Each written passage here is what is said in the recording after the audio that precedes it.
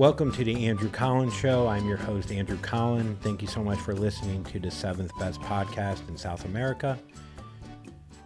Please like and subscribe. Fantastic show for you this week. Our first guest is a trained urologist, Dr. Rena Malik. Such a brilliant woman, has already amassed well over 1 million followers on her own YouTube channel. We discuss a bunch of things, but mostly we discuss erectile dysfunction. We discuss orgasming on antidepressants. We talk about the female viagra and if it exists. It sounds like I'm talking about Bigfoot. Is it real?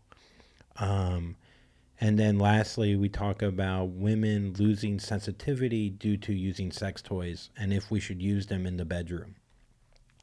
Then my next guest, you've heard her here, Brenna, my girlfriend. We actually talk about whether or not she should keep her IUD. I mean, that's up to her. It's not really. Okay. And then we talk about why we constantly fight in the car. It's bad. We have to figure it out. And then lastly, we talk about our past. And we ask deeply personal questions from Oprah Winfrey's website, where we have 110 questions to ask each other to learn whether or not we love each other more or hate each other. All right, enjoy the show. All right, I have an amazing guest, an actual doctor, someone that's actually way smarter than I am, Dr. Rena Malik. Thank you so much for joining me on the Andrew Collin Show. I really appreciate you taking the time. You're very welcome. Thanks for having me. She's amazing. You have an amazing YouTube channel and Instagram, and you make hearing medical terms not feel so dire at times. I think a lot of people avoid. I know myself, I would ignore the doctor, even though my father is a physician and he was right next door. I would ignore things because we're afraid. Like, it comes from fear because we hear big terms that we don't understand, or we think one little problem might lead to way bigger problems, so we'd rather avoid it. But you make it so you could digest it, and I think that's really needed, and I think it's a great thing that you're doing. Thank you so much. And you know what? We do the same thing. Even though we're physicians, we avoid things and we avoid going to the doctor because we actually know how bad it could be. And we always catastrophize that it could be horrible. So you're not alone. Everyone has an experience when they go to the doctor that's unnerving sometimes. We do our best to make you guys calm and relax, but it's hard, right? It's hard going to the doctor, especially talking about intimate things, which is a lot of what I do. And so I commend you for even having this podcast and having me on to talk about it, because it's not easy. Well, yeah, I mean, as a urologist, I mean, this is a comedy podcast. The idea that I know there's choosing a female or a male doctor when you're having, issues with an erection. Like, I don't know, sometimes you're like, I'd rather be a guy because then, we could be like, you get, like, I'm sure you run into that in your field of like people being nervous about being so open with a physician. Yeah, for sure. And I think some people actually prefer seeing a woman because they're like, I don't want to be demasculinated in front of a man. Or some people are like, if you're getting a rectal exam, for example, an older guy, like, women have smaller fingers. So it's, sometimes that's a plus. And so generally speaking, like, I think, a lot of people do actually like seeing a female doctor and prefer it because we just have a different approach in general. I mean, there's actually been studies on this that show that women tend to spend more time with their patients and tend to have a different approach. And some patients really appreciate that. There have been times where I've asked for 2 fingers, so I get it. No, no, I think so much about being a physician that maybe that you don't even realize is how much you're going to have to be a therapist for people. And it's about, it's tough because a lot of it is like you want people to get in and out to make as much money as possible. But it's like you also want to give them good care and make them feel actually cared about, where they're not just a statistic, I'm sure that's tough to deal with. Yeah. So I had you on. I did an episode the other day about how much I always forget the name. Not Viagra, but the generic term that Sildenafil. Yeah. yeah, sildenafil. Yeah, you think you should know the name of the thing that you're taking a ton. And I talked about how much happier it's made me in my relationship, and I think my partner more happy. Although we can talk about how to discuss it with your partner where they don't feel like it's their problem. It's your own issue. Um, but yeah, how much it's changed my life and how much I'm like open about, I guess, suffering from ED. I mean, I used to just call it whiskey dick, is what we would, the medical term, I think. Well, whiskey dick's a real thing, you know? So when you drink alcohol, especially to excess, right? It's a depressant. And so not only does it depress you, you get sleepy, you get tired, right? But it also depresses your sexual function. And so it's actually a real thing. If you drink too much, it's going to be hard to get it up. And that's completely normal. You know, that's the way your body works. Is there an alcohol you could recommend that will allow you? No.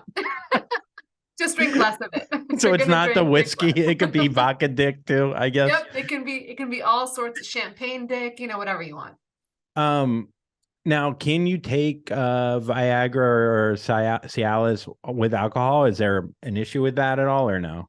No issue with that. The only thing, so just so you guys know, if you've never heard of it, sildenafil, tadalafil, those are medications that are used for erectile dysfunction. They're not going to fix the erectile dysfunction, but they help you sustain an erection and get an erection. And so they are really very, very safe for the large majority of the population. If you're taking medications like nitroglycerin or something you have to put under your tongue when you get chest pain, that's really the only reason not to take it.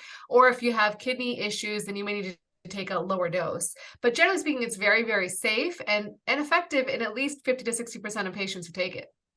I think my issue, and I think a lot of guys' issue before taking it, they're worried that they're not going to have any control of their erection. Like they'll be, you know, at a funeral and it's like, oh man, I really didn't time this up well. And now I'm sitting here. Yeah, no. So, I mean, Viagra or sildenafil only lasts in the system for about four hours. Whereas sildenafil does last longer. So it lasts about 36 hours, but it still requires like stimulation, right? Yeah. It requires some sort of stimulation. So if you're normally the kind of person who gets an erection when your pants rub your penis, then yeah, sure, you might get one, but like not if that's not stimulating to you. Yeah, I think a lot of guys are worried about that. I did a couple test runs myself to see if I'd be all right in public later. Yeah, I mean, I think we had people ask, we had women ask, how do you bring it up to your partner in a way that, wouldn't cause them to feel, like you said, demasculated or like feel like, that they weren't, good enough or, how to bring it up in a way where it's like comfortable. Well, I think first of all, like women should never feel like it's about them. It's not 99.9% of the time, right? It's other things. Like erectile dysfunction is caused by a whole host of things, and that can include reduced blood flow to the area, problem with nerves to the area, problems with hormones, other medications you're taking. And then, yeah, there can be psychological factors, but it's not necessarily about you. It could be about stress, or it could be about other things that are affecting your erection. So I think that's the first thing. Second thing is, if it happens during the act, right? Like, don't freak out. There's other ways to continue being intimate, right? Don't like stop and just like make it super awkward. Like you can still like make out, you can still have pleasure in other ways. There's several orifices, right? Like you don't need to just focus on vaginal penetration. So like you can do other things. You have other devices. You have 10 fingers, you've got toys, like you can use all sorts of things to your for your pleasure. And so I think that's really important because it's going to make you feel like, okay, like we can still be intimate despite this. And then bring it up when you're not in the bedroom, right? Like not like right after sex or like right before, because that's going to kill the mood and certainly lead to self-esteem issues. So bring it up, in the kitchen, or bring it up when you're on a walk or in the car, somewhere that's super casual, and then realize that it's a very touchy topic. So if you bring it up and someone shuts down, then like, okay, let's not talk about it this time, but bring it up again. And it's going to take a few conversations before they open up to you or you open up to them the way you want to, because no one ever taught us how to talk about this stuff, right? We didn't, like, mom and dad didn't sit us down and say, honey, this is how you talk to your partner about sex. Like, no, they barely, I mean, at least for me, they never even talked to me about sex. So I think it's really like a touchy subject just because society is so taboo, right? We never talk about this stuff. Yeah, there's something very funny about doing the birds and the bees talk, and you're like, look, and sometimes your father won't get hard, and and then the last thing you want to do is point and laugh at him or say why, and then you yell at him, and then he's like, I'm trying. You don't see a parent really breaking it down. You're just like, put the condom on the banana, and now you're ready to go. Right. And now maybe they've had the consent conversation, but that's about it. I don't think anyone really talks about how it functions or how it works or other types of sex. Like that doesn't happen. I wonder who should give the birds and the, like, maybe because it's coming from a parent or, maybe an older brother, I guess would be the best person to hear it from, but someone where it doesn't feel taboo. It's just like, here's some things you're going to run into. Because I always feel it should be in school, I think. Like, it really should be something. But what grade you thinking? Yeah, I mean, I think like by age 10, we know that people are like seeing pornography, right? Because it's so prevalent. So probably around that age, like you should find out that, hey, that's not normally how people have sex, and that's all production and video, and that's not real. And so like when you go, and this is how you really have sex with someone, and how women really orgasm, and how men are pleasured, and kind of having that conversation, but in a totally like straightforward way. Like we're not trying to stir any ideas, but I think it would be challenging in schools because parents are like, don't talk to my kid about that, right? Also, the more specific you get, the more they're going to have pushback. It's one thing to be like, man has sex with women, it goes in the hole, like that's where they want it to end. The more specific you get with anything, the more people are going to get upset and feel like, how are you talking to my it's like learning anything. You want to get specific about it, so then you feel more comfortable with it. The age factor. I think it's tough because every kid also matures at different ages, and when they're,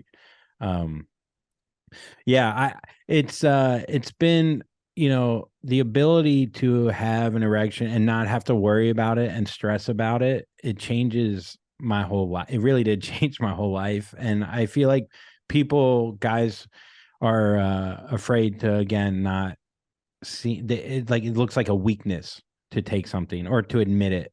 And psychologically, do you find with patients, a few months after diagnosing this problem and them taking care of it, that they are happier and they feel more confident? Yeah, I mean, they are like very happy. And, I think the other thing people don't know is you can take a daily low dose of tadalafil so that you don't have to worry about like taking it an hour before. And so I find that those patients are like, it's great. It's life-changing. I don't have to like think about it. I can just have this thing that I take every day and it makes things better. And, or even if the on-demand is working, like they're just happier because they have that little extra confidence boost. Like if you have any issues with erections, right? First of all, it's normal to sometimes have issues. Like not everyone gets it up every single time, but then it becomes a really big negative feedback loop, right? Like you don't perform, then you get stressed about not performing. The next time you try to perform, you're stressed about, is it going to work? And then that adds to your stress. And then like partly maybe you have a medical problem, but maybe it's all in your head. And like, it's hard to figure that out, right? And yeah, you could work on your thoughts and everything, but I find that sometimes having a little boost of medication just fixes that confidence issue, and then you can kind of figure it out. Yeah, I wonder if, how do you distinguish between a mental, you just have mental issues versus an actual physical disorder? I guess what's the physical disorder? You just have low blood pressure, or there's a lot of different things that can cause.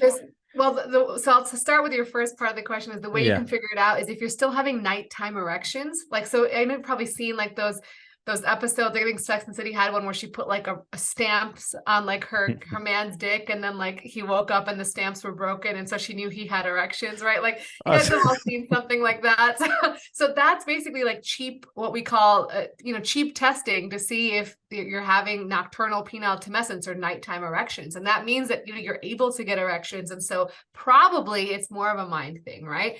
But it can be very multifactorial, like I said. So it can be, you can have abnormal hormones. You can have high blood pressure, not low blood pressure, but high blood pressure, high cholesterol, diabetes, medications like antidepressants are very common. So it can be a whole host of different things and multiple things, right? It could not just be just one of those things that can cause issues with erections. But if you're having nighttime erections, that's a good sign that you have good blood flow to the penis and that, you can hopefully get back to normal function. Yeah, I guess you could just tell your girlfriend, look, if you see a nighttime erection, you have full consent to take advantage of it. I give you full consent. Even if I'm sleeping, if I'm snoring, it's yours. It's yours for the evening. It's fine. I'll do whatever I can. I was on antidepressants, and the thing with that is the orgasms are difficult. I don't want to say it's so bad where it will turn people off from maybe trying them if you need them, if you're suffering. I suffer from panic attacks and I have ADHD. I have like a whole slew of mental disorder, but then I got on the Zoloft and then I was suffering from not being able to have orgasms, and then I can't have an orgasm, but then I also I'm losing my erection. So the timestamp of it's just tough because you got to, whatever. So it was a tough balance. So what do you say to someone that's like kind of new to antidepressants and then they find themselves not being able to have an orgasm, and then you have to stay erect longer because you're not? Yeah. So one is, I think it's important to talk to whoever prescribed your antidepressants, because there are some that have less side effects than others. And so you can switch, right? Not everyone who takes them is going to have this side effects. So I think that's really important because your mental health is so important. You're not going to want to have sex if you're depressed or anxious or having a panic attack, right? So let's start with, mental health is probably foundational to good sexual health. So you have to treat that. And then, based on that, if you're having these issues, bring it up. I think a lot of people just don't talk about it. They're like, what happened? Now all of a sudden I'm not having orgasms. I'm broken. Something's wrong with me. My libido's in the toilet. Like something's wrong with me. And they may not even connect it with the antidepressant, right? So I think that's really important, is like, if you've changed medications, like if you're on finasteride, for example, for hair loss, that's another one that sometimes causes these issues. Like, talk to whoever prescribed it and be like, hey, I'm feeling this way. Like, can I switch to something else? Can I try something else? Like, what are my options? It does kind of suck that you have to weigh your options of like, am I going to be bald and be able to have an orgasm, or am I going to have a full head of hair with a penis that doesn't work? I mean, it's it's tough, It is. I mean, if you were dating, would you rather have a guy with a full head of hair or? No, his hair's probably going to fall out eventually anyways. Who cares? Like, who really cares? Yeah, you can always put a hat on or something, also. I personally I think if you could rock a bald head, that's all good, Yeah, for sure. What got you into urology? Did you always it's No, I really thought I was gonna be like a medical doctor, like a cardiologist or something, and then I liked surgery, but I really didn't like general surgery. So I hung out with the urologists, I hung out with the ENT doctors, and I was like, I don't like spit, so I'm going to do urology. But I also really liked talking about intimate things. Even back then, I felt like I didn't feel uncomfortable with it. And urologists are just the coolest. Like, if you meet other urologists, you'll find they're really usually pretty laid back. I mean, how serious can you take yourself when you're taking care of penis all day? Like, it's not. I guess this is a weird question, but do you find yourself less sexually attracted to a penis because you've seen so many horrible things with a penis? Or when you see a good penis, it makes it seem that much better? Neither. I mean, I don't. It's a good question, but I don't think either of those is true. I think I appreciate a healthy, normal penis. Maybe more though, if you see a lot of shitty ones, you know what I mean? But you treat women as well? Yeah, absolutely. So more than half my practice is women, and I do sexual health, but I also do incontinence and prolapse and other things that are wrong with the pelvic floor. So tons of stuff in urology we do. It's not just sexual health. It's a great field. If anyone's listening and thinking about medicine, I love it. Yeah, prolapse is a word that always, I don't know why, it does something to my ears where it's just a tough word to hear. I don't know. Some medical terms just don't sit well with me. With women and their, what can they do that's like similar? Is there a pill to take that helps with women? Any like a Viagra kind of for women at all out there that are having trouble with orgasms, or what can they do that? so actually my next couple of videos are on these topics. But interestingly, for women, there are medications that help with low libido, primarily for premenopausal women, so women who haven't gone through menopause yet. And there's either a medication you can take daily, or there's an injection you give yourself an hour before sex. And these can help with women who are struggling with low libido. For Viagra, so Viagra, what it does is it, basically helps increase blood flow to the genitals. And for women, it can work too. It just hasn't been studied really. So there are women who've taken it and felt like they are experiencing more pleasure. So if you think about the anatomy, the penis is just like the clitoris. So when the penis gets enlarged and erect, the clitoris gets enlarged and erect. You just can't see it because most of it's inside the body. And so all you see is the head of the clitoris. And so that will also get enlarged and erect. And so Viagra will work the same way on women as it does on men. So then the guy can find it for once. Hopefully. Hopefully. One can only hope. One could pray. Yeah. So I mean, if a woman suffers from not being able to have an orgasm, so the libido, if it's higher, that will make them more excited for sex, which will then probably maybe lead to hopefully having an orgasm. That's the hope. It's more so that like some women, their libido is just like they don't have it. They don't get excited about anything really. They're just, they've tried all these other things. Nothing's helping. They're not interested in sex. And so it helps with that. As far as orgasm, I mean, the large majority of women who are not having orgasms, it's either due to they're not getting enough clitoral stimulation, or they're having like pain issues, right? They're having like too much friction, not enough lubrication. They have something physically wrong with them. They're postmenopausal and they need treatment for their changes that occur just with age. And so those things are probably the more common things, but reliably, there's actually a big orgasm gap. So when you look at men and women having first time sex, about 45% of women orgasm. But when you look at women and women having sex, like 95% of women orgasm. So it's not that women can't orgasm, it's that their partners don't know how to stimulate them. And especially some women just don't know how to stimulate themselves. They don't even know what to ask for, right? Because they're not taught to explore, or that's not as big of a thing in culturally for women. So I think that is changing, hopefully. But that is probably the number one reason.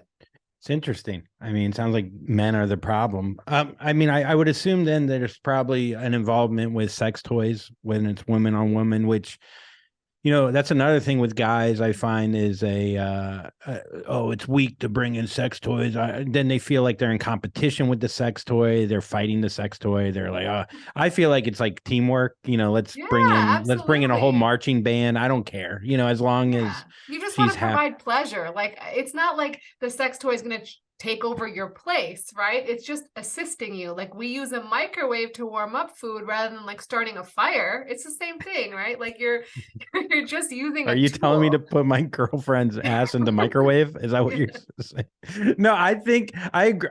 The only thing I guess with women though is if let's say you use a sex toy a ton and then you hook up with a guy and he doesn't feel comfortable with it, and then you're not achieving orgasm. I mean, that there can be a problem there. I guess you either have to bring it up and bring it in, or like, can a woman get desensitized to regular sex if? So everyone can get desensitized, right? Yeah. Like if a man is masturbating a certain way, he can get desensitized, right? If you've heard the death grip and things like that, right? Like if you're masturbating the same way every time and watching porn every time, or doing a certain type of stimulation that can't be reproduced with a woman, right? Then you're not going to climax either, right? And the same thing with a woman, if she's always masturbating the same way with the same sex toy, with the same thing, like she's going to get used to that sensation, right? So it can happen to anyone. It's not just women. And I think it's important to realize, like, if you're having troubles, like, look at what you're doing, right? Because it may be that, maybe take a break from the way you're masturbating, or change the way you're stimulating yourself, like whatever gets you in the mood, change that up a little bit and see if that helps. I mean, that's so true. Like with me, when I actually have a bit about it, but like I would masturbate with the death grip and no lotion. And so I was used to like this, a lumberjack essentially making love to me. And so that can't get done by a woman. And then, there would be things, especially when I was on Zoloft, where mentally I couldn't have an orgasm with just, vaginal, like, sex, because it didn't feel like that. Like my brain wasn't used to it. Mhm. So it's interesting to hear that either way it can go. Yeah, you get used to what's happening. I mean, I don't know. This has all been great. I think that's pretty much I think we answered everything that I could imagine. I think I'm ready to go. I think the audience is very thank you for your knowledge. I think me just spitting out my jokes, I think it's nice to actually hear it from a medical expert. And I think hopefully people will feel more comfortable out there with their experiences. And I really appreciate your time and being here with me today. Yeah, no problem. Thanks so much for having me. And feel free if you guys want to learn more, check out my YouTube channel, Rena Malik MD. Would love to, have you on there. Let me know what you want to learn about. And yeah, thanks so much. Thank you so much. I'll come into the office next week and for an answer. All right. All right, I'm going in the microwave. Thank you.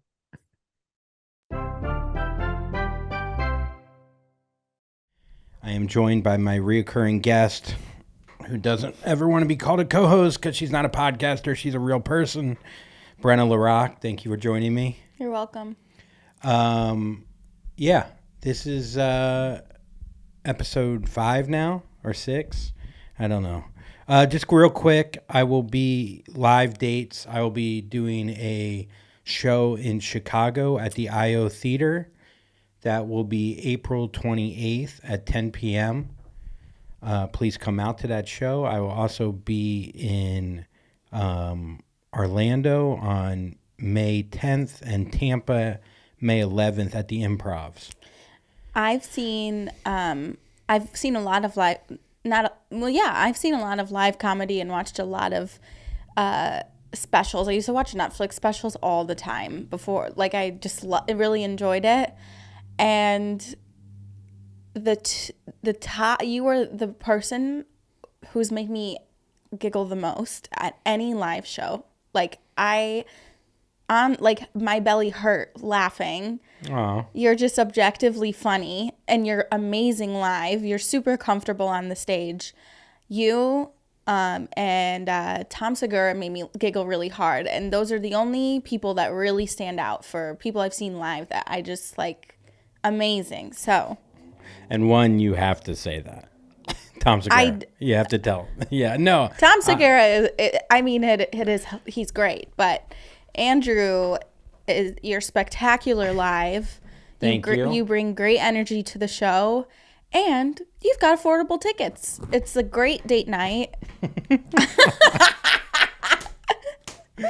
I feel like you just want a Gucci purse. No, I really want people to know how you are so amazing live. Like, that's where you shine. I'll take the compliment. Thank you very much. Yeah. Also, I think you want to. The other day, Brenna goes, she's watching TikTok. And sometimes Brenna will watch a lot of TikTok, a lot of Reddit. Don't we all? And I'll just hear reactions. They're either laughter, she's crying at times. And I'm like, what are you crying about? And it's just an old man crossing the street. Any old man or old grandmother, you're bawling. Yeah. And you could just turn it off. It's kind of amazing. You should be an actress, honestly. But the other day, she's like, gosh, I can't believe this. And it's I go, I'm mad. I'm mad. I'm like, oh my God, what happened? Did we go to war? Yeah. Is there famine? Did someone die?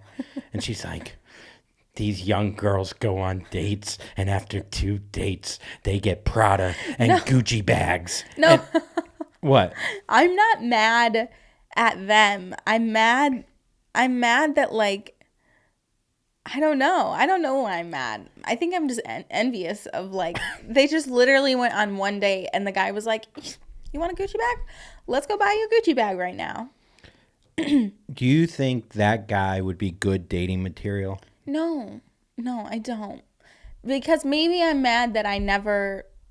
I mean, I've had guys give me money before. Just straight cash? Once I kissed somebody for a dime bag. Elaborate, please. Also, you have food in your teeth. Oh. Other one. Yeah, keep going. Next one over. Yeah. Is it? No, next one over. There we go. Oh, wow. That was it was a lot. Big one. Yeah. Whoa, it was a chunk of pepper right there. A lot of pepper. No, I was like... How old were you? I was probably 15 or 16, and this guy, he was like had a crush on me, and I just used him to get weed. And so I was like, if you come give me this bag, I didn't even have to. Isn't it wild that when we were younger, we just had no money, but we just made it work? Yeah. Like, I had probably $20 and I was riding around just getting gas like in $5 increments, which Dude, there have been times in my adult life that I've had to do that too. But anyways. Yesterday. I digress.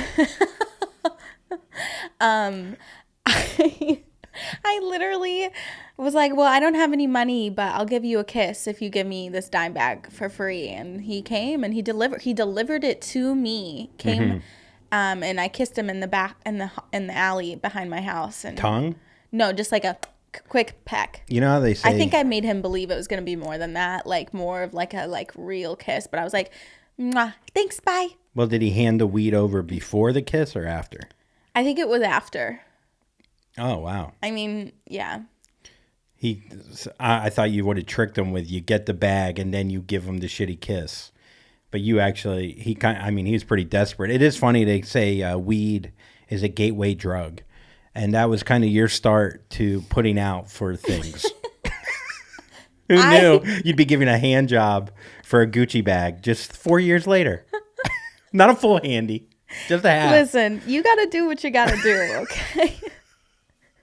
Look, you have sex with me, and I'm not buying you nothing. You're buying me stuff all the time. That's what true. are you talking about? You bought me a pair of matching hokas. That is true. Yeah, you buy me stuff all the time. I do. It's just not. You buy me essentials. It's just not sexually driven. I just feel bad for me. Yeah, I just need a companion. I'm like your cat. You were saying the other day that I'm just not as sexual as I need to be. And I'm sorry for that. I have a higher libido. Yeah. My libido is. Yeah. Libido just sounds like what my sex drive is. Libido. Libido. It just sounds like it sounds like a worm. Yeah, just a worm that never fucks. Yeah. Anyhow, but yeah. I don't know. Libido comes up and down with life. It ebbs and it flows. Yeah. I used to have a higher libido, and then I went on birth control so that when we had sex, we knew I wouldn't get pregnant. And now it's like, well, the birth control is that I never want to fuck anymore. I want to fuck like 2 times out of a month, and I'm like, that's the dream. That's one too many. No. Yeah, I don't know. I think we're both so affected by stress and like also like diet, just everything like really. Yeah, you can't eat a veal parm and then want to fuck. But like we used to fuck before I got on birth control. I feel like we were like doing a lot of sex, and now it's like, which is so ironic. A long-term relationship amount of sex, but it's so ironic that I would bang you more with the risk of having a baby. Yeah, you would, but you would never be able to. You could never come because you were so scared. I was afraid. More sex, but I couldn't go in yet. It's such a double-edged sword. Like birth control is like good and so bad. Yeah, the first time, with birth control, where you're just like, no, just leave it in. It is like for a guy who doesn't want a baby today or yesterday or who knows. I have visions. But when the girl's just like, no, just go with me. And you're just like, I don't trust you. I don't trust it. I don't trust you or that thing. I don't know what that thing is. It just has 2 arms, and I don't know if it. Oh, the IUD? Yeah, man. Yeah, the first time. It's like a piece of metal that apparently. So scared. It's like, it's just it's like a metal thing that just kills your sperm. It lines your uterus with mucus so that the egg cannot get up to where it needs to go. It's like 99% effective. 99. Yeah. Yeah. But I don't know. I feel like when you're like baby making age, the power of just like how hot it is to have a guy come in you, like I'm just like, fine, I'll get pregnant. Like just do it because it's so hot. Like when you're having sex, it's like wild. Yeah, it's I guess that's the ultimate. That's the ultimate. We're together is where. You're coming at me? Yeah. Yeah, obviously. Or is it buying matcha? Guys are just blowing loads of me. It's buying matcha hookahs or hakas. Yeah. Yeah. You're like, look, you could come at me, but that's going to be 3 dime bags. You did get some edibles. No, that's a bag of Coke. Yeah. Oh my God, cocaine. Do not miss that drug. We're both, yeah, it is funny that you talk about diet and like exercise. We both are joggers now, or I'm a jogger now. Very annoying. I know I do this thing where, and I think a lot of people do it, especially when you have ADHD. Sorry, I don't even like saying it out loud because it feels like, I don't know. Anyhow, but feels like I'm gonna start a fight. Yeah, it just feels like I'm using it as an excuse, but it is something that like a lot of ADHD people, it happens to them where they start something new and they get obsessed over it. And I think what it is for me is my natural tendency is lazy. I could sit on a couch and watch 9 episodes of Dope Sick and be freaking think it's dope and sick. Like I'd be fucking completely happy. Hell yeah. So when I find an exercise or like something that I could be obsessed with or passionate about, that's why because I know on that other side is just laziness. Yeah. That if I don't get obsessed over it and like do it all the time, I won't do it. But then the problem with that is you get burnt out quick. And then it just repeats itself where, I'll find a different kind of workout to. Yeah, because that one was wrong for me because I got burnt out. Like I think that's how that works in your head maybe. But an ADHD obsession for you would not be complete without a brand new something to symbolize the start of your new hobby. Like golf, you were so obsessed with buying the perfect club. Yeah. You were friends with the Golf Galaxy sales guy. You guys we were best friends. First name basis. Yeah. And then, I went into Golf Galaxy with you once, and he was like, "Oh, Brenna, it's so nice to finally meet you." I was like, "What the fuck? You have a name tag on. Who are you? Like, what?" It was my only friends in St. Louis are guys that I'm spending thousands of dollars to love me. Yeah. I'm like, that's why they liked you. Yeah, and I gave him a kiss, or they gave me a kiss. And then, I'm trying to think of. I mean, this I one was obsessed like, with F45. F45, you were obsessed with like measuring your body fat or whatever. I don't know. I forget how that they have like a machine BMI. there. Yeah, BMI. Yeah. Now you have your Hokas, and then Andrew gets me matching Hokas. He goes to the store, picks them out. Love that about you. You're like, I'm doing it, you're doing it, baby. And I, felt like the size wasn't right. So we go back the next day. You're talking to the sales guy. You already have made friends with this sales guy because you were in there the day before. And you're like, yeah, I'm thinking about probably in about 3 months, I'm probably going to upgrade to this shoe. Yeah, I think because I'll be doing more faster runs. And I was like, what?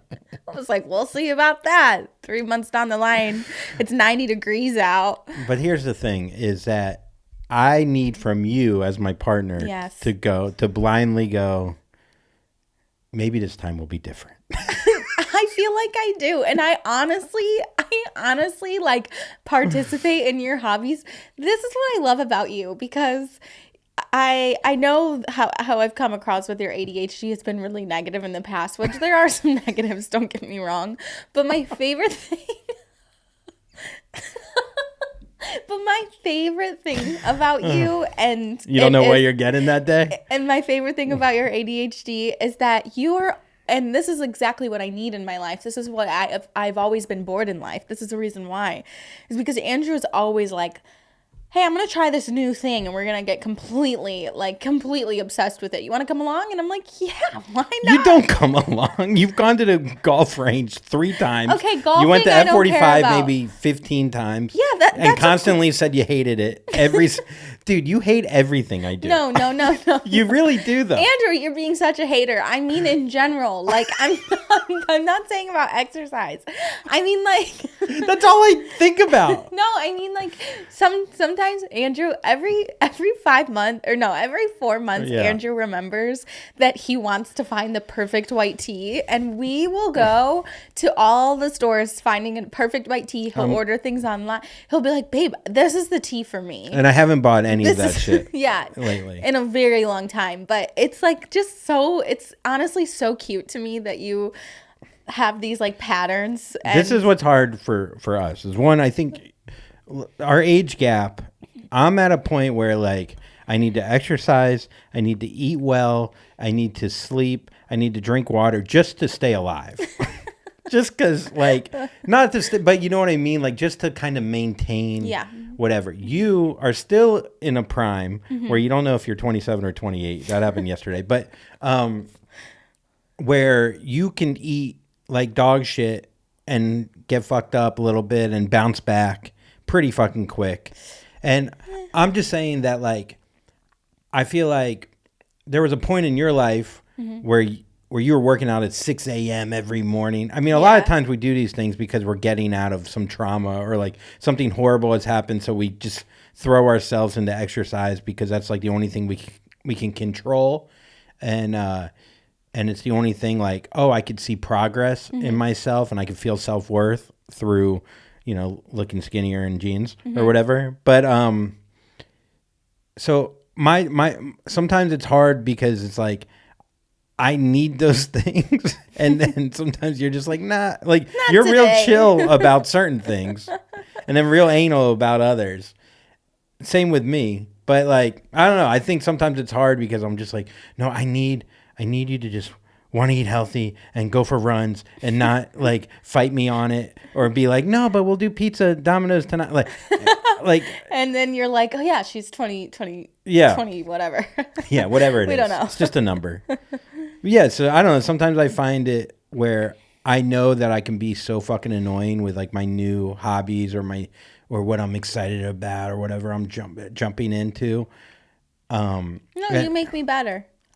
Yeah.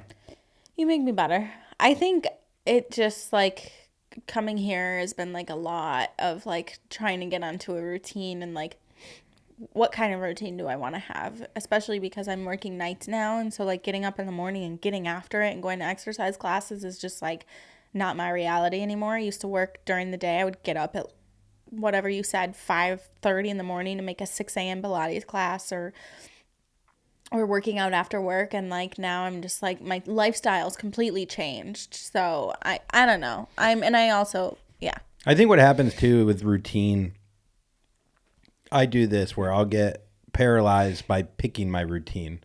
I'll be like, oh, you know what? I'll be in shape enough to go boxing once I start running for 3 months, or I'll be in this when this happens, as opposed to just doing. Yeah. And your routine will happen from just doing. But I have to say, this running thing you're going on is my favorite one yet, because I grew up running. I used to run in school, you know, like I've always run. Running has always been my like, it's nothing does for my mental health what running does. And like, it's just always been my escape. And I really fell off the bandwagon with it for a while, and so I'm excited to like get back on it and do it with you, because it's motivating, you know, to have somebody to do it with you. Yeah, it only took me going through 19 different things to get to your thing. I mean, I really held out. The thing about running is, one, I'm not good at long distance. I'm pretty fast, just normal, but I've never been like someone that wants to run. It doesn't come easy to me, neither does yoga or stretching. So like I tend to go towards sports that your body's just not better at naturally, like lifting and whatnot. But running, and it sounds so cheesy, but the idea of like you can just throw on a pair of shoes and just go out the fucking door. You don't have to wait on anyone. You don't have to go to a class. I mean, the nice thing here about LA is the weather during the winter is we're able to run. Like you run all year round here, outside. I hate treadmills. Just like talk about having ADHD and whatever, like just staring at that screen, it's the fucking worst. And then I see people like cover it up, and I'm like, I've tried to cover it up, but every time I cover it up I just want to peek, and it's just the same thing, because then I peek and I'm like, oh, I've only gone 0.2 miles, like what the fuck.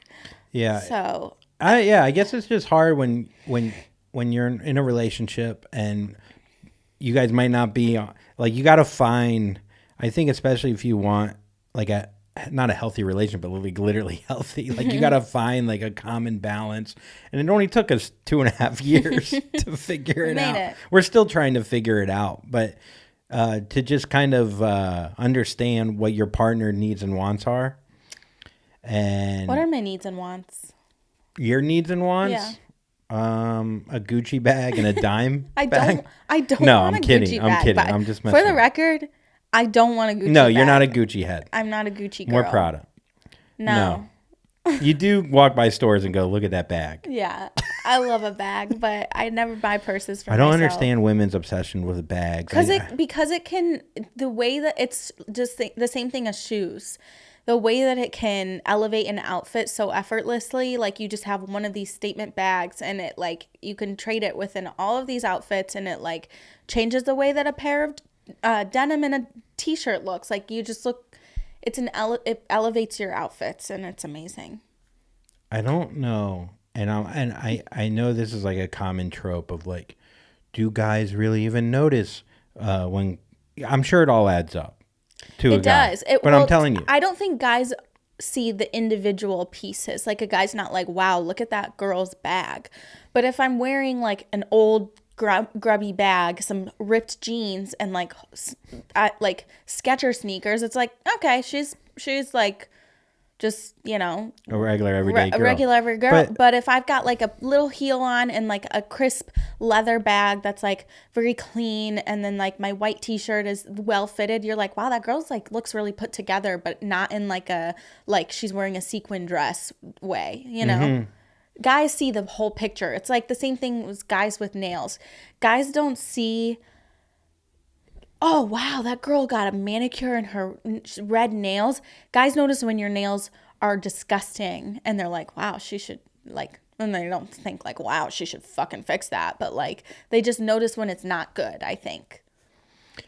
I'm with you on all of that. Mm-hmm. And I think, and if you're doing it for yourself, not for a guy's gaze or women like thinking you're better or worse than them, because I think a lot of judgment does come from other women of what your bag is or any of that stuff. You could have a JCPenney bag. You could be wearing corduroys with holes and your feet could fall off and I'd still want to fuck you. Me? Yeah. Wow. So I'm just, point being is like, I get it. There is a point to like looking presentable and looking clean cut and looking your best. But if you're paying for a $3,000 bag to get that, it just doesn't function with me. Just like the idea of like, look, I've had a Mercedes before.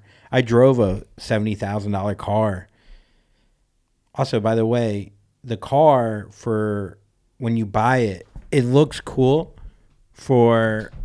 it feels cool. You feel sexy in it for maybe, honestly, 3 weeks. And then it's just a car. And it's filthy car. And it's just whatever. You're just driving. You don't even realize I'm driving a Mercedes anymore. My point being, with the bag, you start putting shit in the bag.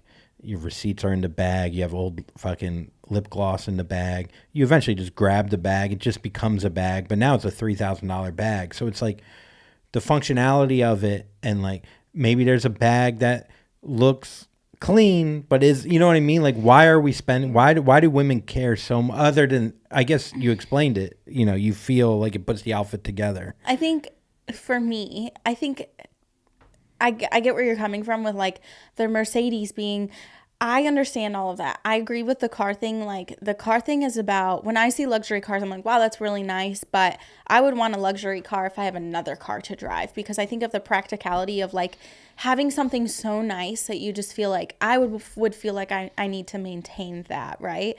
And it's the same thing, like to me, a nice bag. And I'm not talking about like, I want like a cute Coach bag. Like Coach bags are like $300. I'm not saying gotcha. Oh, I want to go out and get, I wish I had just a collection of Chanel's. Obviously, that's like every girl's dream. But like, I'm not saying that that's my standard. I'm saying to have you're buying quality. It's like buying a Honda. You know that Honda is like, Hondas are a little bit more expensive than other sedans, but like how much further is that Honda going to take you? It's, you know what I mean? It's the same thing with a nice like quality leather purse. Like that is going to take you across several outfits. It's fashionable, which is like, why are we all lying and pretending like we want to present ourselves well? Like I love a clean, like put together aesthetic, and like, yeah, there's a part of that too. But I also want, and also with shoes, like I like to buy more expensive shoes because I wear my shoes a lot and I don't buy them often. So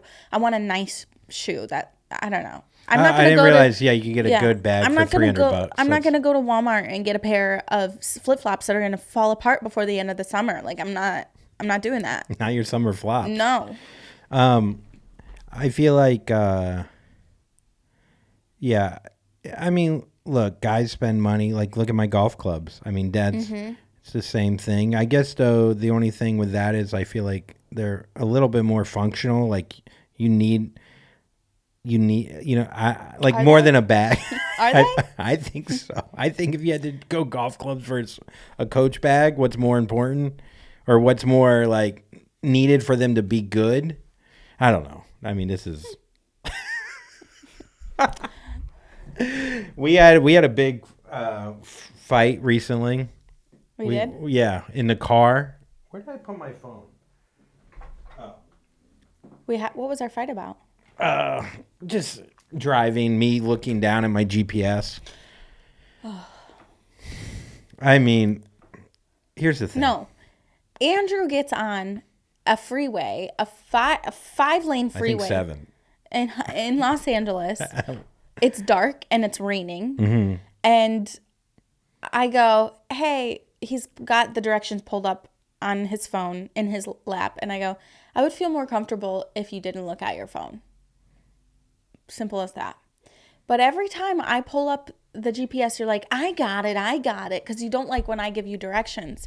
And so I'm like, listen, okay, fine. And then I catch you again doing it. And I just say, would you put your phone down, please? Like I can plug the phone into your what is it? Apple Play? CarPlay. Yeah. And you can see it right up there. And I just like, I think it's like this is an ADHD thing for you. Like, I think that you need to have that, like, or for some reason. And it's just, you don't like you like to see it visually, which I get, but like, why can't we put it on the screen? Like, or. I agree with that. First of all, sometimes I try to put it on the screen and the phone will go out with connection with the USB cord sometimes. So I tend to just put it on my hand. I think the problem lies with me is when you drive, you can have a tendency to be looking at your phone, choosing Spotify. You do it. I do it at stop signs. I don't do it on a freeway in the dark when it's raining. Babe, that is when the difference. you drive, you are a little Dale Earnhardt. Yes, you fucking go through lanes. I've tried to drive with you, like carpooling before, like behind you. You switch lanes like a fucking insane person. And babe, this is the problem. This is the problem. So when you're driving, and I say anything to you, you react like I killed your first cat. Don't you dare. I won't kill the cat. But that's where I think I have issues. My thing is what happens with me is if someone does something that, if someone calls me out on something that I know that they've done themselves, I don't know what it is, but when someone's being like a hypocrite to me, I lose my mind. Yeah, I totally see where you're coming from. To me, though, in that scenario, I've already asked you once calmly. And then the second time, instead of like stopping and thinking like, oh, she's really scared. I'm a scared passenger in general, but like thinking of the scenario and thinking maybe that I'm just scared. To me, it's not a time to be like, well, remember that time that you did this? I'm doing whataboutism. I think it's more of a time to be like, yeah, I love this person and I don't want to scare them. And I also want to keep them safe. I'm going to do everything in my power to do that. Like, that's how I do things. Yes. And then I think. But yes. So, yeah. So what I think is I go, well, this person doesn't like being told what to do when they drive or when they do anything, how they cut spinach, anything, that if they should know that they don't like hearing it, so they probably shouldn't say anything. I would rather say something than die. I haven't been in a wreck, knock on fucking wood, since I was 16 years old. This is what Andrew says. Every time he says, babe, I'm 42, I've never been in a wreck. And I go, exactly. The odds are that you're going to wreck soon. That you're due for your wreck. No, I'm not due for a wreck. That's not how the world works. I don't know. I'm just saying. Also, the odds latest are... wreck has come from you when you crashed my car into a curb twice and fucking knocked the tire out and cost me $300. Okay? Okay. And not once did I bring it up. I gently brought up, I can't believe how much that tire costs. Yeah. It cost a Coach bag plus $17. I know. I could have gotten one of those. I won't. How about this? I won't hit the tire for the next year so that I can get my bag. Okay. That's a deal. That's a good deal. Whoa. I should have said 6 months. You should have. 6 months. Deal. Look, I just feel that Oh, shit. She's getting a Coach bag in 6 months. I'm getting new golf clubs then. I feel like we should do our little Oprah thing. Okay, yeah, let's do I it. think people liked it. It got pretty intense last time. Maybe we keep it a little lighter. Yeah, let's keep it light. Let's Actually, keep it listen, fresh. Let's keep it airy. Just like Oprah would have wanted. Andrew's birthday's coming up in about a month. Yeah. I was just thinking that because I said airy and you're an Aries. Gotcha. I have an idea of what I'm going to get you for your birthday. What's that? You just have to keep running. Those new hokas? No, I'm not getting you new hokas. Honestly, that's a good idea, though. What were you thinking? I'm not telling you. Okay. Andrew, every time I've gotten him a present, he's like, just give it to me early. He loves a present. Oh, I love an early present. You love a present. I don't need to wait. I Yeah. don't like suspense. Yeah, but then I feel bad because I don't have anything for you on your when I brought Andrew's birthday present last year, which were the AirPod, like yeah, the those new are nice. generation whatever ones. I came home. He knew I bought him something because he's like, "What'd you get?" And I was like, "Oh, I had nothing. Just like went to the mall, you know." And he's like, "What'd you get?" I was like, you "I come got you in a like birthday-" I bought something like that. I bought you shit energy. And I was like, "I got you your birthday present." It's like a week before. I get a Venmo request from you. Yeah, he made me let him open it. And then I'm like, well, I feel like a dick because the day of your birthday, what am I going to get you? Oh, we had dinner reservations, but you got COVID. Yeah. All right, doesn't matter. Anyways, let's do these Oprah questions. Okay. We've done 4 out of 110. Oh, God. I don't know if people hate this or not. Write back. Tell us, if you like it or not. I don't know. I got a lot of messages that people enjoyed it. Yeah, follow along and do it with your partner if you want, or your friends or family. What's something surprising that you were afraid of as a child? Oh, I was really scared of the hiccups.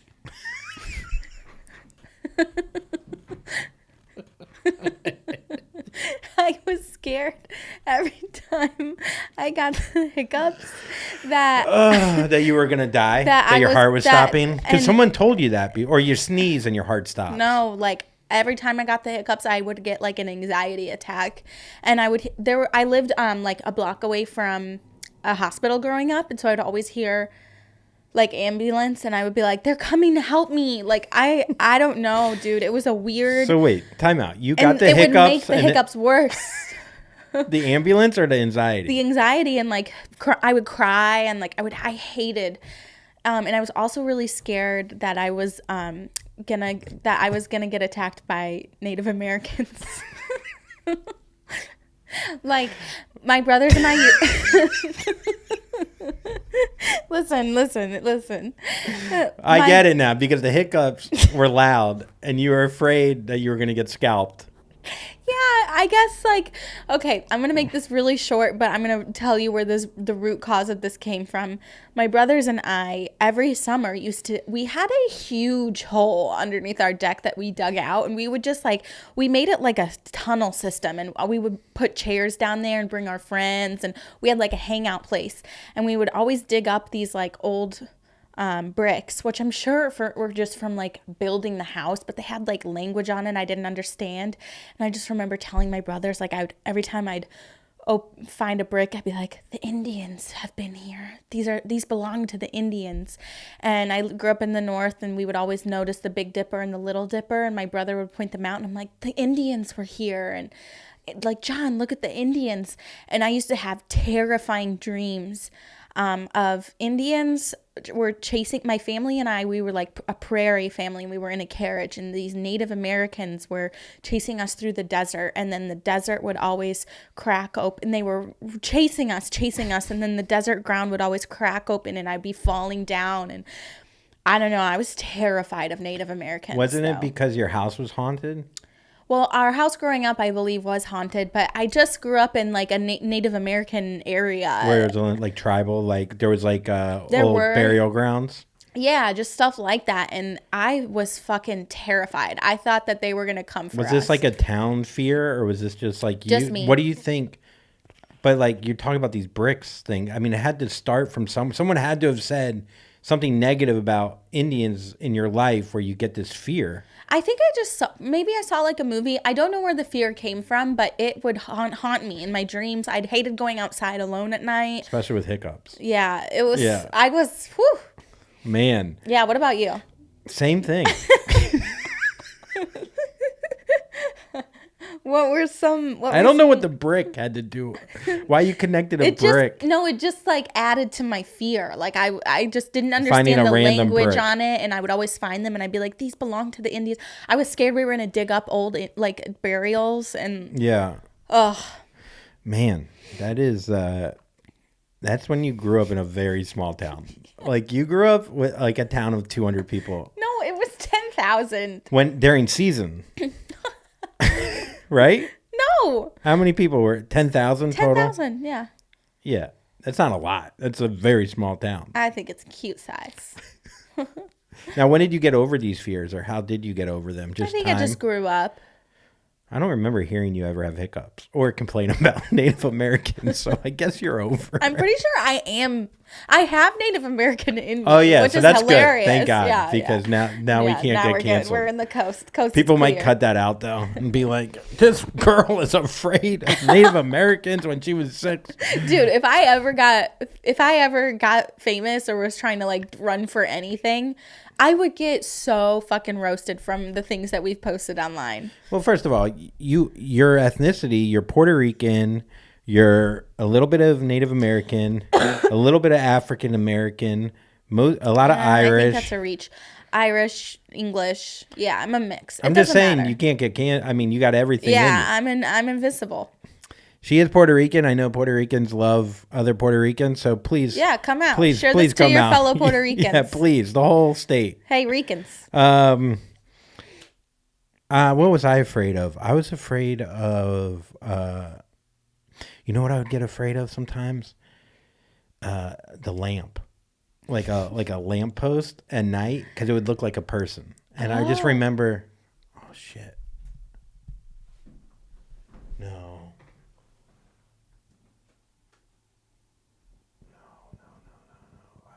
I will lose my mind.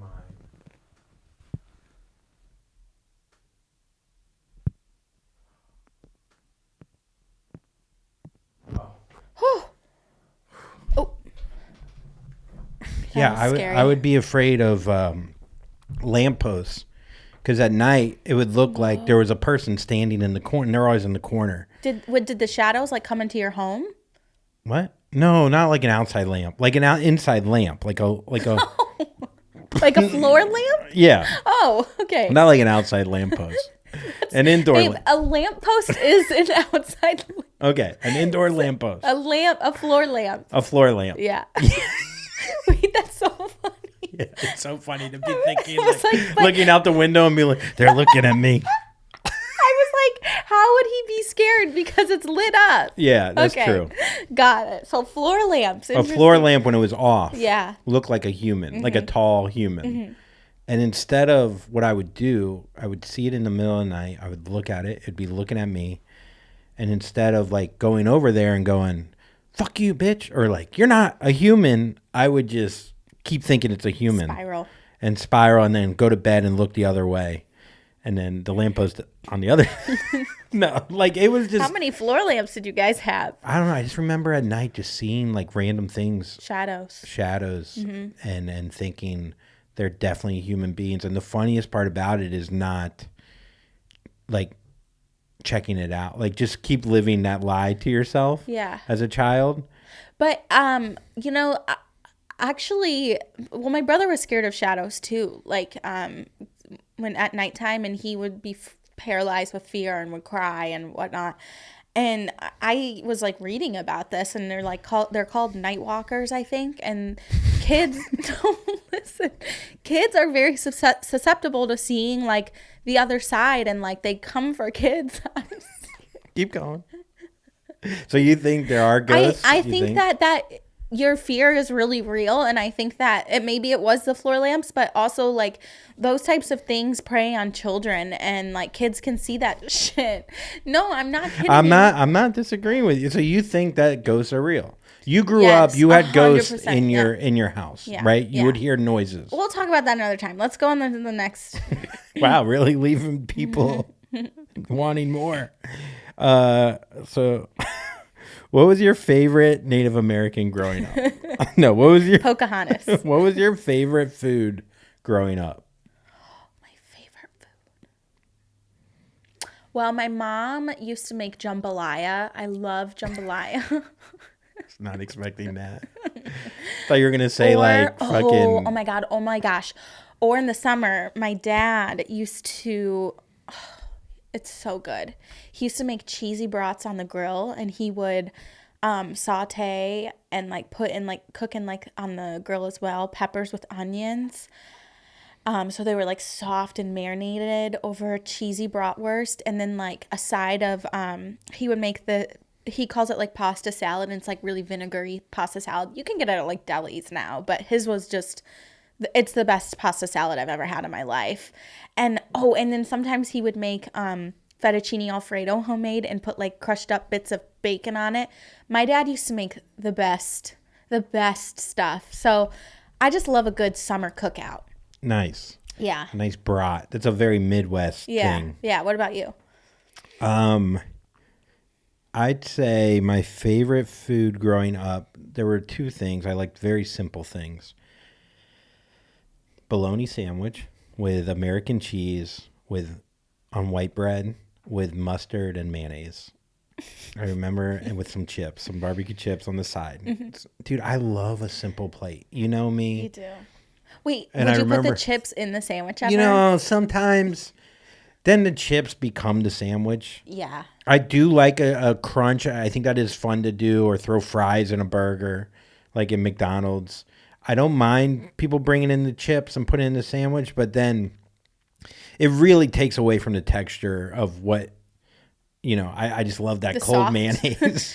I guess my mom used to make me bologna sandwiches, and they always came with like the pepper, like the that's the worst. And I was repulsed by it. I think this is where my meat aversion started. Dude. And I would pick it apart, and I never would eat my lunch. Ugh. Who the fuck would buy the bologna with the peppercorn? It's so gross. Dude, it just made me so angry. People buy salami with the peppercorn or with the white chunks in it, and it fucking drives me insane. Mm-hmm. Wait, I love That's salami. That's a very Michigan thing, by the way, I think. Really?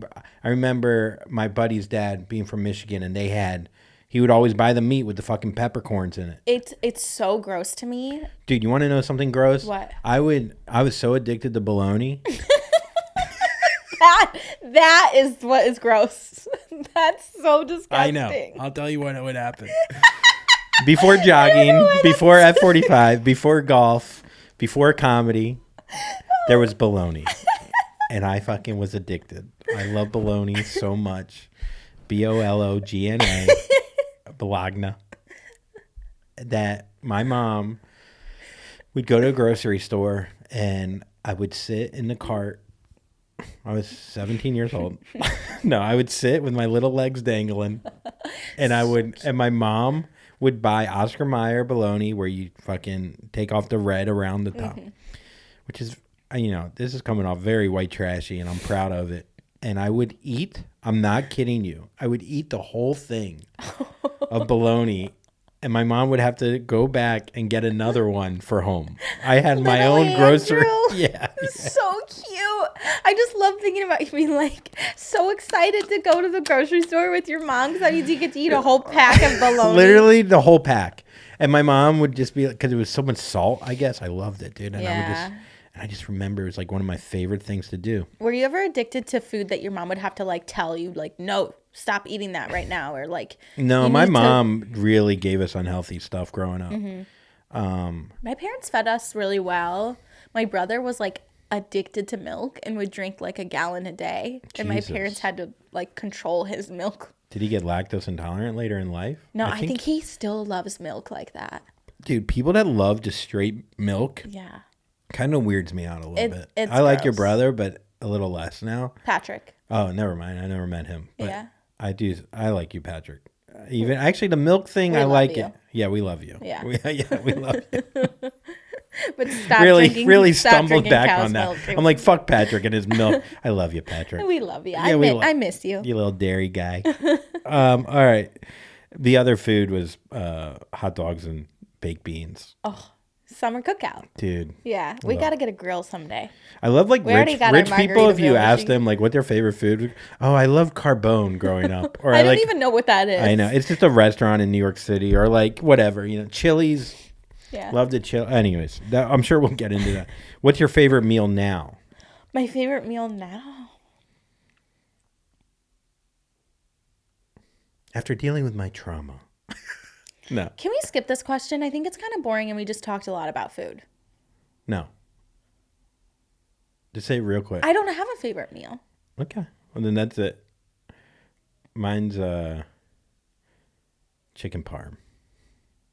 But I don't do it often.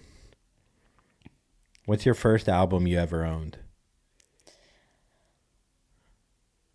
If I'm being honest, these questions are hard because they're like the first album you ever owned, but like you were a teeny kid, but like the first album you ever owned, like you went and you were like, this is the album. So what are both? I probably owned a Britney Spears album when I was younger. But then like when I started really getting into music and driving around in my own car, I listened to a lot of John Mayer. I definitely bought John Mayer Red Hot Chili Pepper CDs. I had these on rotation. That's why I'm saying all three. And the Fergalicious album. I love that album so much. I could still turn it on to this Fergalicious. day and just be like delicious. up in the gym. That album gets me going. I love that album. Fergalicious. I do kind of miss going to Sam Goody or whatever and getting a CD, looking through the CDs. Just the feeling of the plastic. Mm-hmm. I mean, I'm old enough where my first album was a tape. Yeah, what was your first? It was either Beastie Boys, Fight for Your Right to Party. I don't know if that was the name of the album, but that was like the big song from it. You gotta fight for your right to party.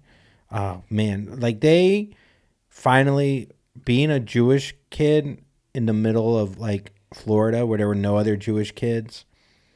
And I really started to love rap. I remember first hearing Two Live Crew for the first time, which is a band that a 12-year-old, like they literally have the line I remember is nibble on your dick like a rat does cheese. Whoa. Or like Andrew does Bologna. Yeah, as a 12-year-old.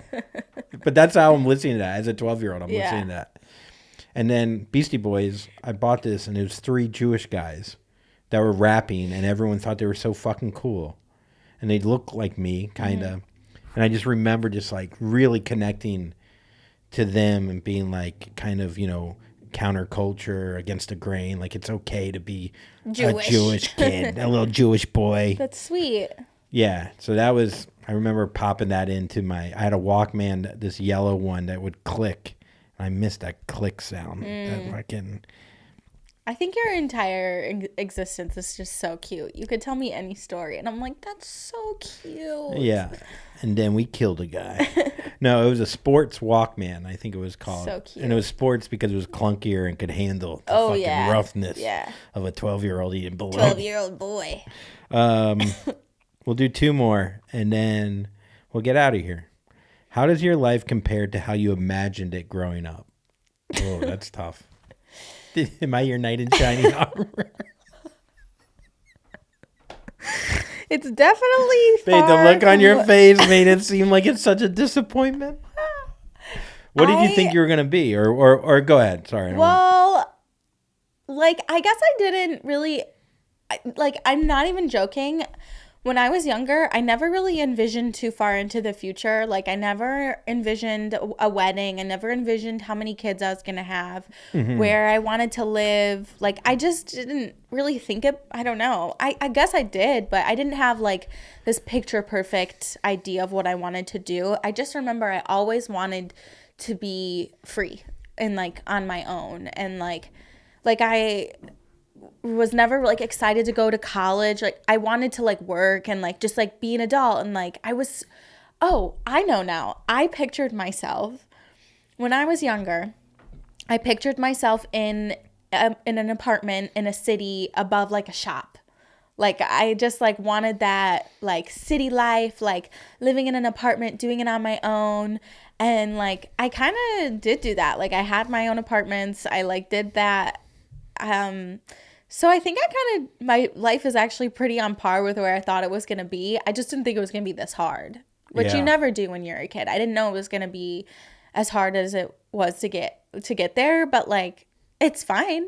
You know, like, I do remember there was an apartment I had in St. Louis. It wasn't my first one alone, but it was the second one I had, where my best friend, she lived in the same building, and I could get to her apartment by like walking downstairs, and like we had like a little tunnel because she lived in the other wing, and I didn't even have to go outside to go to her apartment. I just had to like maneuver through this building in the underground. And like I just remember thinking like, oh, this is what I always wanted. And I was just so independent, and like I had a lot of friends, and like I was going out and social and like making enough money to like pay my own rent and like be social and like kind of wear the clothes I wanted to. And I think I like really enjoyed that period of my life. And like, there was no like profession that you thought of as a kid? Oh, well, when I was a kid, I guess I wanted, when I was really little, I was like, I'm going to be in the Navy, because my parents were in the Navy. You always think you're going to do what your parents do. But I'm also going to be a singer and an actress. Like, I was like, I wanted to do all those things. And then I was like, maybe I'll work for a magazine, because I saw some movie, and it's pretty Sex in the City or something. Yeah, it's pretty on par with like me now. I'm just like, maybe I could do this, maybe I could do that. Who knows? I never like had this like, I never wanted to be like a doctor or anything too serious. I remember that. So I don't know. I'm pretty like, I kind of always have been the same. Your expectations same as a kid, like you're like, I'm gonna live in a mansion on a next to a mountain, next to a lake, and you're like, no, I just want like an apartment above like a store. Like, I love that vibe. No, I love the idea cute. that your expectations weren't like insane, so you're not like, you don't feel bad when, or you met them. You know what I mean? Yeah. Like, low expectations exceed high. Yeah, reward. It is kind of funny to be like, saying?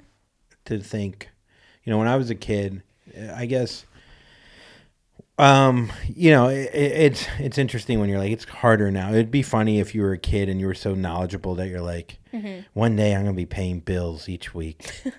And I'm going to have a gas bill. I'm going to have a water bill. I'm going to have a car bill. I'm going to have a health insurance bill. I'm going to have a rent bill. So I'm going to have a cell phone bill. I don't even know what cell phones are yet, but I just have a feeling. Like, it's fucking crazy being an adult and having to live like kind of check to check, kind of like, and focus and think about these fucking bills instead of just being like, just living, you're just, I'm just going to live.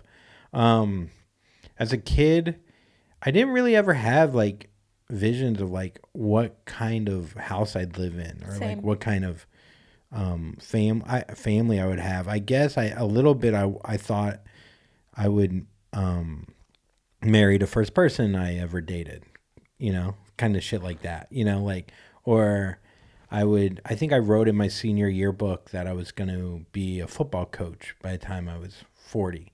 I guess I thought I would, and I think I thought I was going to be a sports attorney or a sports agent. I wanted to be, because I love sports. And I'm Jewish. No, but I love sports, and I wanted to do something in sports, and I thought and then I found out you had to go to law school, and I was like, I don't know if I want to do that anymore.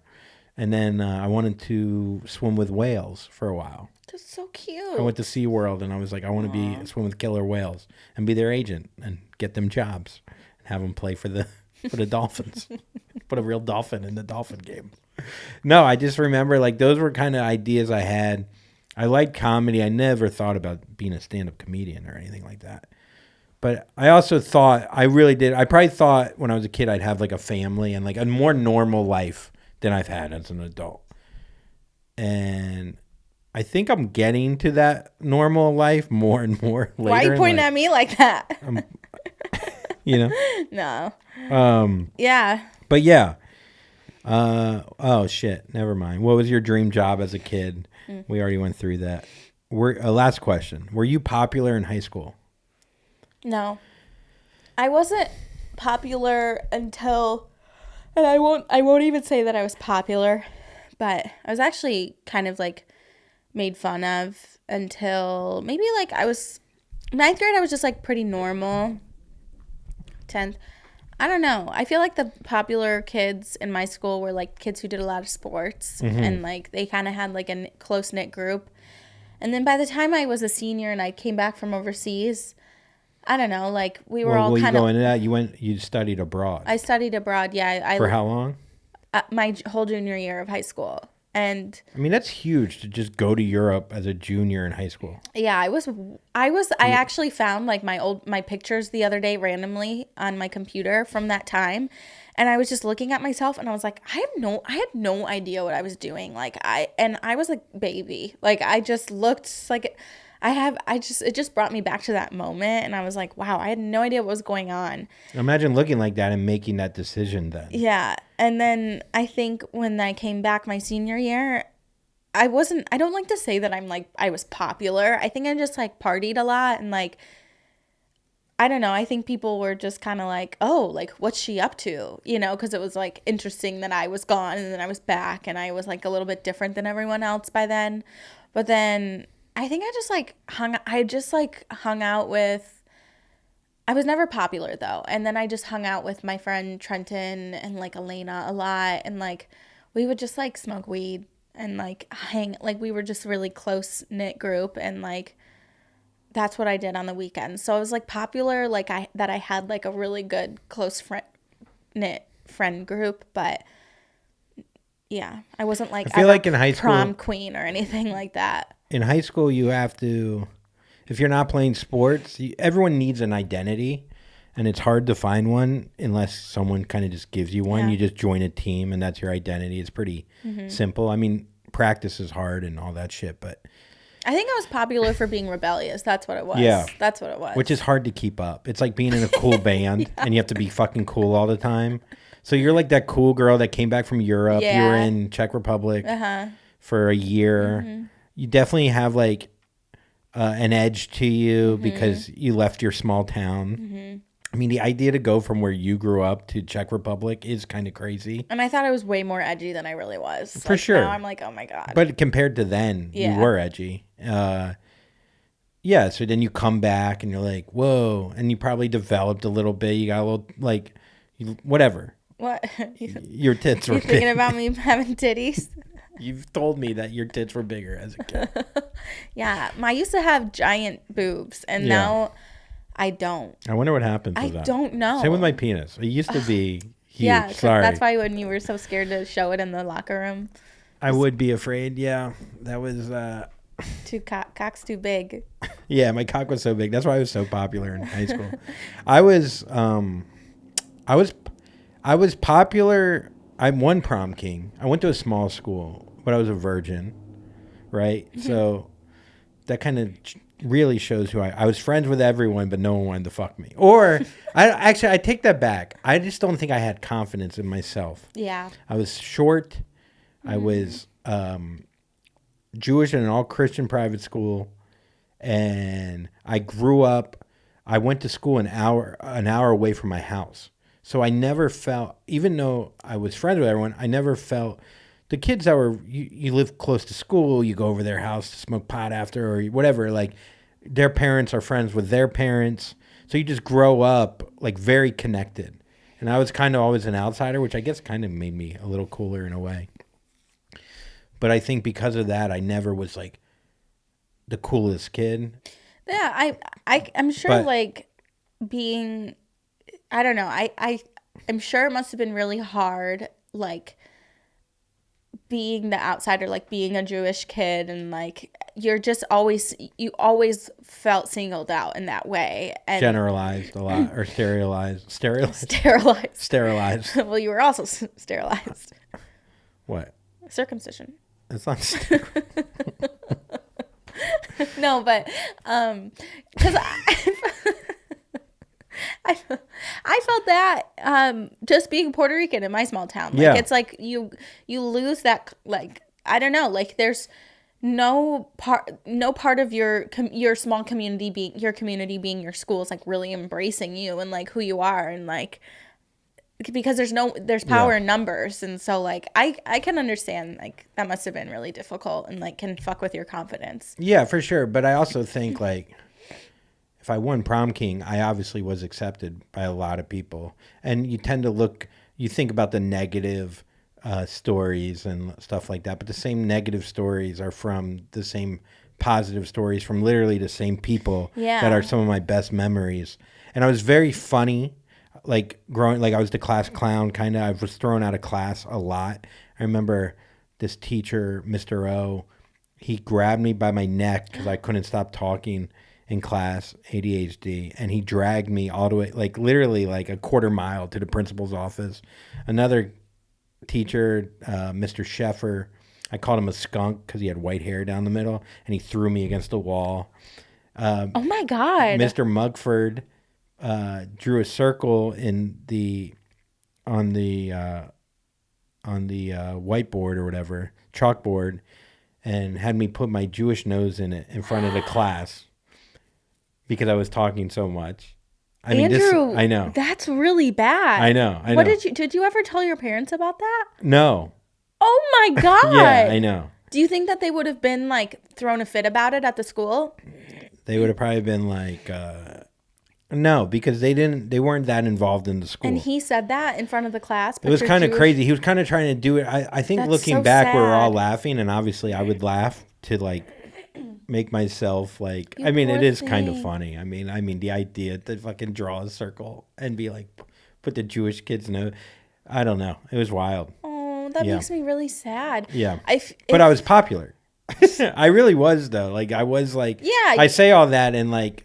People love me, like especially girls love me, even though I didn't hook up much. I always had like 7 girlfriends, like that would try to get, Ritalin from me or Adderall. Honestly, like I'm still trying to get Ritalin from you. That's why you need to go to the doctor. Yeah. You got to work on your mental health. Yeah. But yeah, so. Our mental health. Yeah, I just remember, no, like I think because I went to a small school though, I was able to play sports. And I played football, lacrosse, and basketball.